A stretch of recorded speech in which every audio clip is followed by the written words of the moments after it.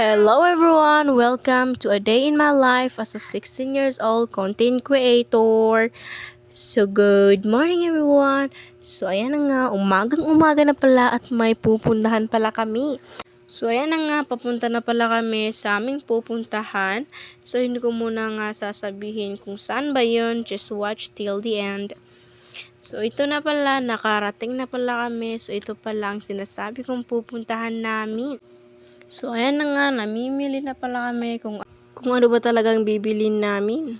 Ayan na nga, sinusundan ko pala ang ating madam.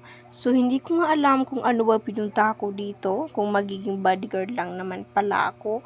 So, ayan na nga, nag-struggle na pala ako sa pagtutulak ng pushcart na ito dahil sobrang bigat pala ng nakaupo dito sa pushcart. So, ito na nga, pumunta na pala kami sa cashier dahil baka namang gabihin kami dito at marami din pala kami dahil magluluto pala kami ng aming pang-iftar. At patapos na din pala kami, so ayan, medyo din pala shaky yung camera natin.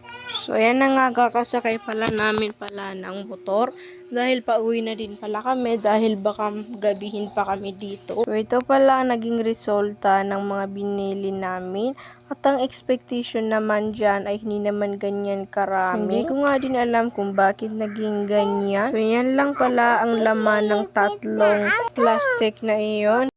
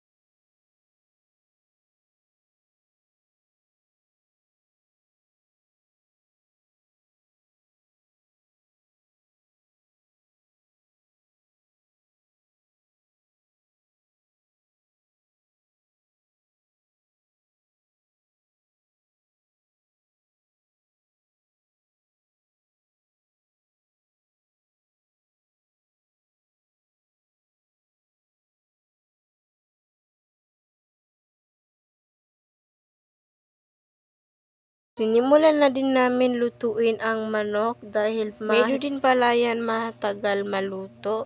So, ayan na nga, kumukulo na pala at sobrang bango naman yan. Hahaluin at hahaluin na nga yan para hindi naman dumikit. So, ito pala yung ilalagay naming niyog. So, ayan na nga, nilagay na pala namin para naman sobrang sarap. So, usually masarap din naman yung gata lang, kaso mas prefer po namin yung may niyog. Ayan, nilagay na pala namin yung manok at hahaluin pa rin yan para hindi naman dumikit. So, yan na pala ang final looks ng aming nilutong manok. So, ito na pala, natapos na pala naming i-package at ayan, ready na po para i-deliver po sa aming pupuntahan.